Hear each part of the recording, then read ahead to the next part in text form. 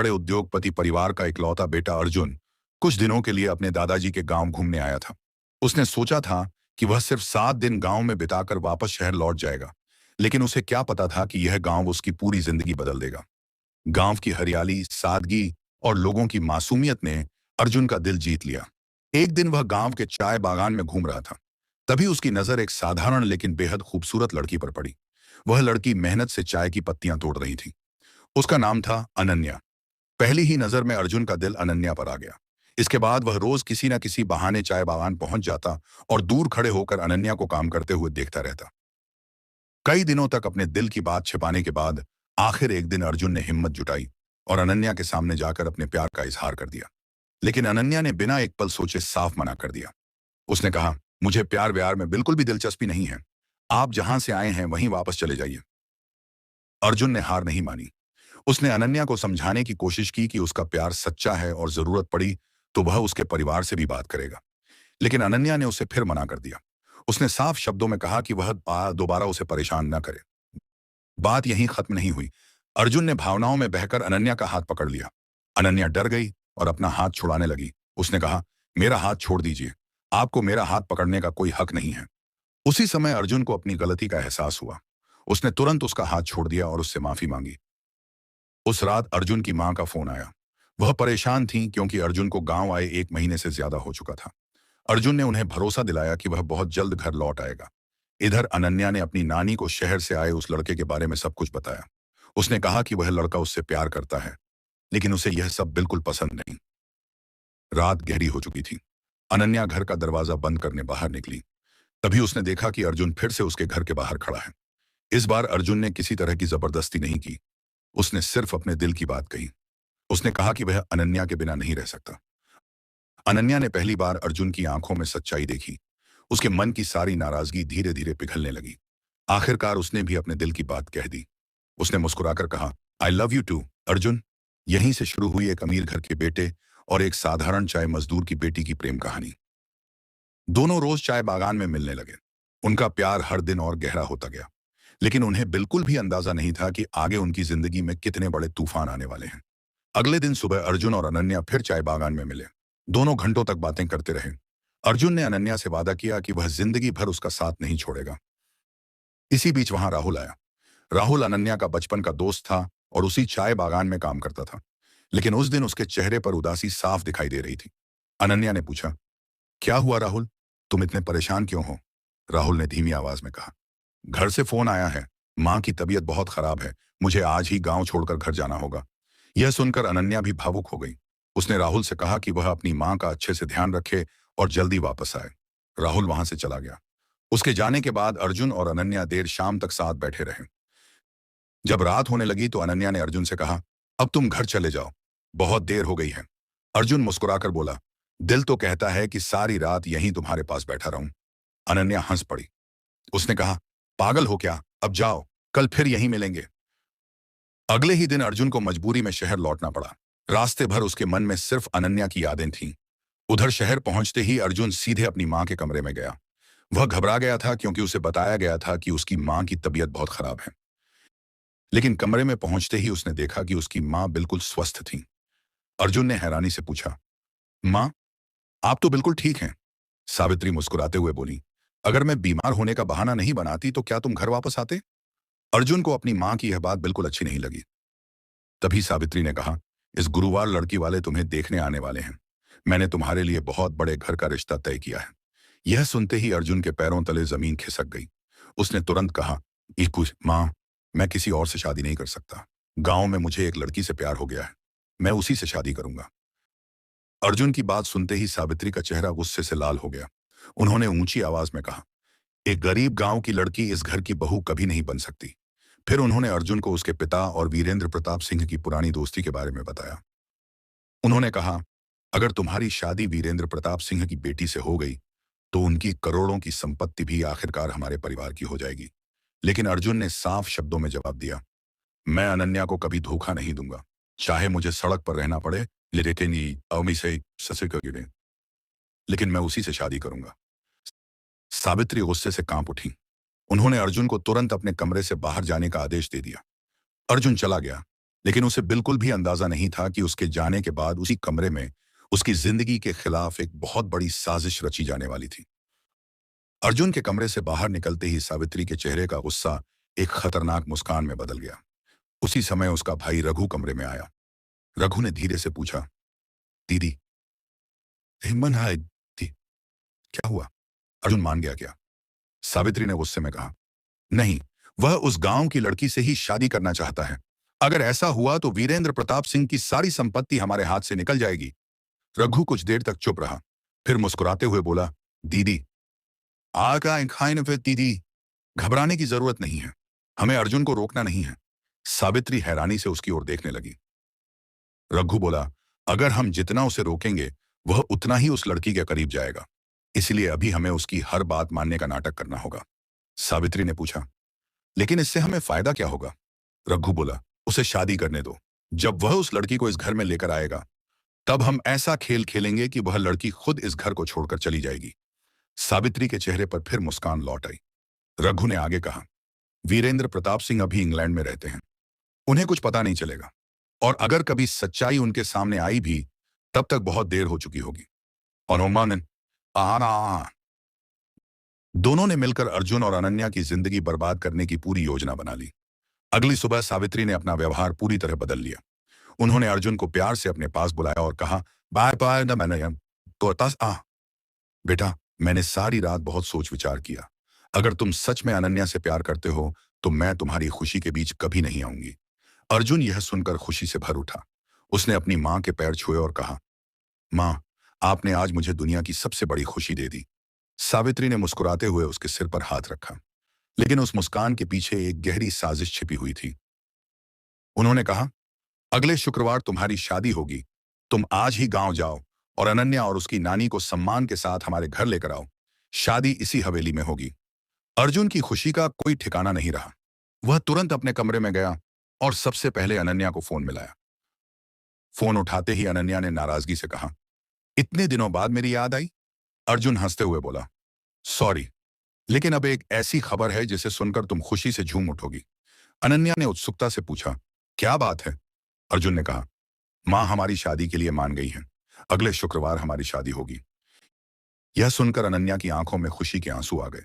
लेकिन जब अर्जुन ने कहा कि शादी से पहले उसे और उसकी नानी को शहर की हवेली में आकर रहना होगा, तो अनन्या अचानक चुप हो गई। कुछ पल बाद उसने धीमी आवाज में कहा, अर्जुन, शादी से पहले मैं तुम्हारे घर नहीं आ सकती। गांव वाले क्या कहेंगे? अर्जुन ने उसे बहुत समझाने की कोशिश की, लेकिन अनन्या अपनी बात पर अड़ी रही। आखिरकार दोनों के बीच छोटी सी बहस हो गई। गुस्से में अर्जुन वहां से चला गया। उधर अनन्या की नानी ने उसे समझाया कि शायद अर्जुन का परिवार सिर्फ उनकी सुविधा के बारे में सोच रहा है। रात को अनन्या ने अपने पिताजी को फोन किया और पूरी बात बताई। पिताजी ने उसकी सारी बातें ध्यान से सुनी, फिर मुस्कुराकर बोले, बेटी, अगर अर्जुन सच्चा इंसान है तो उस पर भरोसा करो। कभी कभी रिश्ते समाज की सोच से नहीं, दिल की सच्चाई से बनते हैं। पिताजी की बात सुनकर अनन्या के मन की सारी उलझन दूर हो गई। अगली सुबह उसने अर्जुन को फोन किया और मुस्कुराते हुए कहा, मैं तैयार हूं, मैं तुम्हारे साथ चलूंगी। अगली सुबह अर्जुन अपनी चमचमाती गाड़ी लेकर गांव पहुंच गया। अनन्या और उसकी नानी पहले से ही तैयार थीं। गांव वालों ने दोनों को शुभकामनाएं दी और खुशी खुशी विदा किया। कई घंटों के सफर के बाद वे शहर की आलीशान राय चौधरी हवेली पहुंचे। हवेली को दुल्हन की तरह सजाया गया था। चारों ओर रंग बिरंगी रोशनी, फूलों की सजावट, बल्कि मेरी पूरी दुनिया हो। अनन्या मुस्कुराई और बोली, मैं भी पूरी जिंदगी आपका साथ निभाऊंगी। कुछ देर बाद अर्जुन ने गंभीर होकर कहा, मुझसे एक वादा करो। अनन्या ने पूछा, कैसा वादा? अर्जुन बोला, मेरी मां का दिल कभी मत दुखाना। उन्होंने मुझे बहुत प्यार से पाला है। मैं नहीं चाहता कि इस घर में कभी कोई मनमुटाव हो। अनन्या मुस्कुराकर बोली, मैं वादा करती हूं, मैं हमेशा इस परिवार की इज्जत करूंगी और आपकी मां को अपनी मां की तरह सम्मान दूंगी। दोनों अपनी नई जिंदगी के सुनहरे सपने देखते हुए सो गए। लेकिन उन्हें नहीं पता था कि अगली सुबह से अनन्या की जिंदगी की सबसे कठिन परीक्षा शुरू होने वाली है। सुबह जैसे ही अनन्या की आंख खुली, वह जल्दी जल्दी तैयार होकर कमरे से बाहर निकली। तभी सामने सावित्री खड़ी थी। उन्होंने सख्त आवाज में कहा, बहू, हमारे घर में इतनी देर तक सोने की आदत नहीं चलेगी। आज पहला दिन है, इसलिए कुछ नहीं कह रही हूं, लेकिन आगे से यह गलती दोबारा नहीं होनी चाहिए। अनन्या ने सिर झुकाकर कहा, जी मां, आगे से ऐसा नहीं होगा। सावित्री बोली, अब सीधे रसोई में जाओ, पूरे परिवार का नाश्ता तैयार करो, अर्जुन को ऑफिस भी जाना है। अनन्या बिना कुछ कहे रसोई की ओर चल पड़ी। उसे बिल्कुल भी अंदाजा नहीं था कि यह तो सिर्फ शुरुआत थी। उसके लिए अभी बहुत बड़ी बड़ी परीक्षाएं बाकी थीं।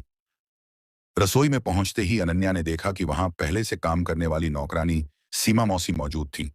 वह मुस्कुराते हुए उनके पास गई और बोली, मौसी, आज मेरा पहला दिन है। मुझे इस बड़े घर की रसोई के बारे में कुछ भी पता नहीं है। आप मेरी थोड़ी मदद कर दीजिए। सीमा कुछ कह पाती उससे पहले ही सावित्री वहां आ गई। उन्होंने सख्त आवाज में कहा, सीमा, आज से तुम्हें इस घर में आने की जरूरत नहीं है। अब इस घर की बहू ही सारे काम करेगी। सीमा हैरान रह गई। वह बोली, मालकिन, मैंने इतने साल इस घर की सेवा की है। लेकिन सावित्री ने उसकी एक भी बात नहीं सुनी। उन्होंने कहा, तुम्हारा हिसाब कर दिया जाएगा, अब जा सकती हो। सीमा की आंखों में आंसू आ गए। जाते जाते उसने अनन्या की ओर देखा। उसकी नजरों में दया भी थी और चिंता भी। अब महल जैसी हवेली की विशाल रसोई में अनन्या बिल्कुल अकेली रह गई। उसने कभी इतने लोगों के लिए खाना नहीं बनाया था। वह घबराई हुई थी, लेकिन उसने हिम्मत नहीं हारी। एक एक करके उसने सब्जियां काटी, आटा गूंथा, चाय बनाई और नाश्ता तैयार करने लगी। लेकिन इतने बड़े परिवार के लिए पहली बार खाना बनाते बनाते उसे देर हो गई। उधर अर्जुन ऑफिस जाने के लिए तैयार होकर डाइनिंग हॉल में पहुंच चुका था। उसने देखा कि नाश्ता अभी तक तैयार नहीं हुआ है। वह कुछ समझ नहीं पाया। मुस्कुराकर बोला, कोई बात नहीं मां, आज पहला दिन है, मैं बाहर कुछ खा लूंगा। इतना कहकर वह ऑफिस चला गया। अर्जुन के जाते ही सावित्री का गुस्सा फूट पड़ा। वह तेज कदमों से रसोई में पहुंची और बोली, बहू, हमारे घर में आज तक ऐसा कभी नहीं हुआ कि कोई बिना खाना खाए ऑफिस गया हो। अनन्या ने हाथ जोड़कर कहा, मां, मुझे माफ कर दीजिए। मैंने पहले कभी इतने लोगों के लिए खाना नहीं बनाया, इसलिए थोड़ा समय लग गया। लेकिन सावित्री का दिल नहीं पिघला। उन्होंने ताना मारते हुए कहा, जब इतना भी नहीं आता था तो इतने बड़े घर की बहू बनने का सपना क्यों देखा। यह सुनकर अनन्या का दिल टूट गया।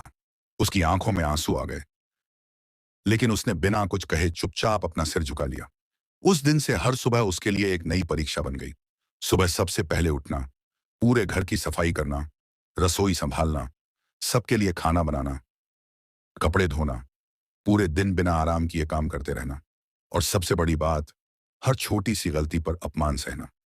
रात को जब अर्जुन ऑफिस से घर लौटता, तब अनन्या अपने चेहरे पर पूरे घर की सफाई करना, रसोई संभालना, सबके लिए खाना बनाना, कपड़े धोना, पूरे दिन बिना आराम किए काम करते रहना, और सबसे बड़ी बात, हर छोटी सी गलती पर अपमान सहना।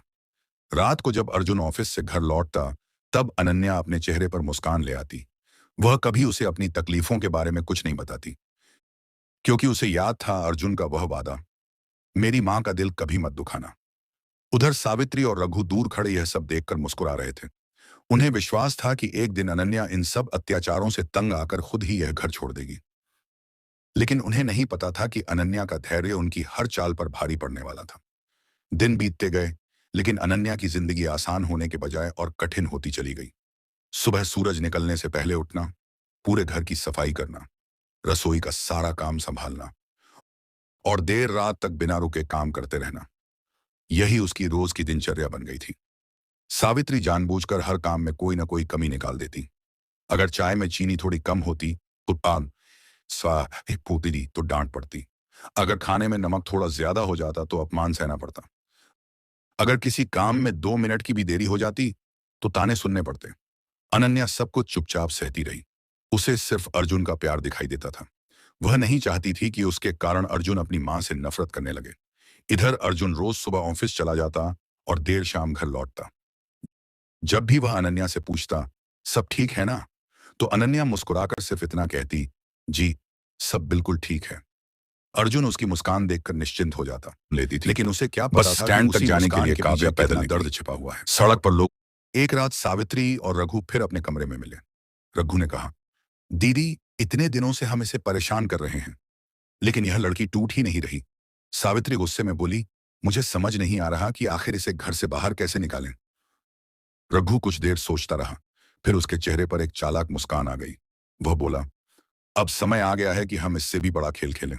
सावित्री ने उत्सुकता से पूछा, क्या करने वाले हो?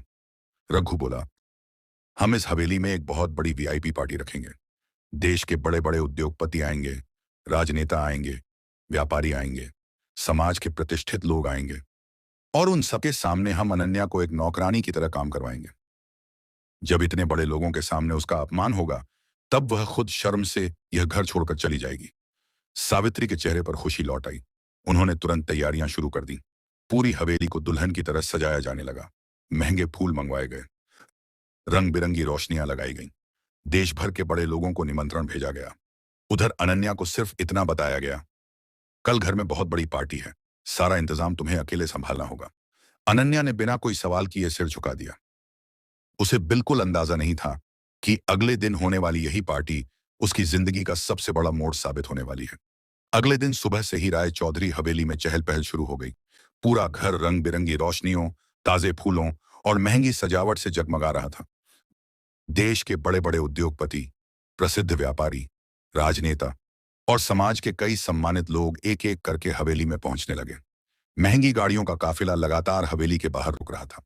अंदर संगीत बज रहा था और मेहमानों का भव्य स्वागत किया जा रहा था। इधर अनन्या सुबह से ही रसोई में काम कर रही थी। कभी चाय बनाती, कभी खाना परोसती, कभी मेहमानों के लिए मिठाइयां सजाती और कभी प्लेटें उठाती। वह एक पल के लिए भी नहीं बैठी। उसी समय सावित्री उसके पास आई और बोली, सुनो बहू, आज तुम कोई नई साड़ी नहीं पहनोगी, यही पुरानी साड़ी पहनकर मेहमानों की सेवा करोगी। अनन्या ने बिना कुछ कहे सिर झुका लिया। उसने वही पुरानी सूती साड़ी पहन ली। कुछ देर बाद पार्टी पूरी रौनक पर पहुंच गई। अर्जुन अपने मेहमानों के साथ बातचीत में व्यस्त था, लेकिन अचानक उसकी नजर अनन्या पर पड़ी। वह हैरान रह गया।